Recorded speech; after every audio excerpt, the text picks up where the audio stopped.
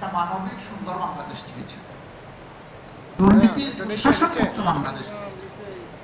তারা চলে গেছে, আমানত আমাদের ঘাড়ে। তাদের রক্তের দিকে একটু তাকান। আমরা সচেতন পাঠক মহল এবং শহীদ পরিবারের সম্মানিত সদস্যবৃন্দের কাছে বিনয়ী অনুরোধ জানাবো, যাদের নামটা এখন পর্যন্ত আসেনি, তারা আমাদেরকে তথ্য দিয়ে সহযোগিতা করবেন। আমরা ইনশাআল্লাহ অনলাইনের মাধ্যমে এই ইতিহাসকে গোটা বিশ্ববাসীর কাছে পেশ করব, যাতে করে বিশ্ববাসী আমাদের বীরদেরকে জানতে পারে, বীরদের কৃতিত্ব এবং গৌরবগাথা তাদেরকেও যেন উৎসাহিত করে। আবু সাঈদের শাহাদত ছিল এই আন্দোলনের একটা বিশাল টার্নিং পয়েন্ট।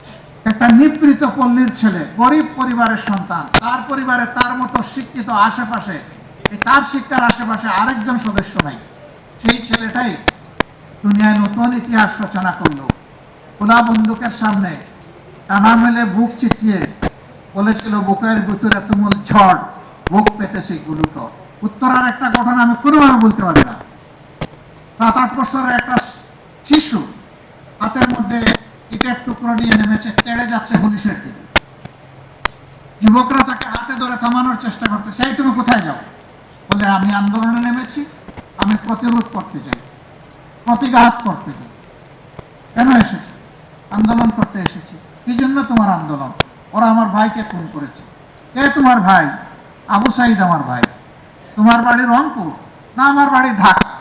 তাহলে আবু সাঈদ তোমার ভাই হয় কিভাবে? জাতির জন্য জীবন দিয়েছে, সে আমার ভাই হবে না তো ভাই হবে কি?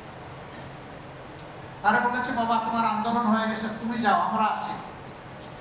ঝাঁকি মেরে ছেলেটা বললো, ছাড়েন আমার হাত, আপনার আন্দোলন আপনি করেন, আমার আন্দোলন আমাকে করতে দেন।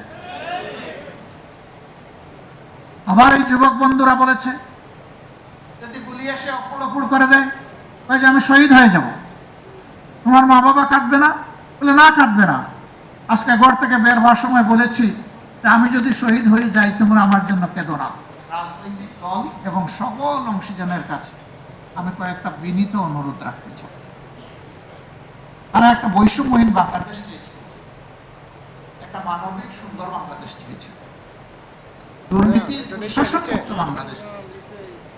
তারা চলে গেছে, আমানত আমাদের ঘাড়ে। তাদের রক্তের দিকে একটু তাকান। তরতাজা সেই শিশু, কিশোর, যুবক, নারী, পুরুষের দিকে তাকান, যারা জীবন দিয়েছে।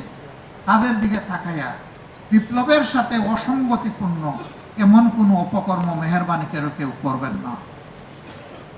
যদি করেন, শহীদদের আত্মা কষ্ট পাবে, তাদের রক্তের অপমান করা হবে।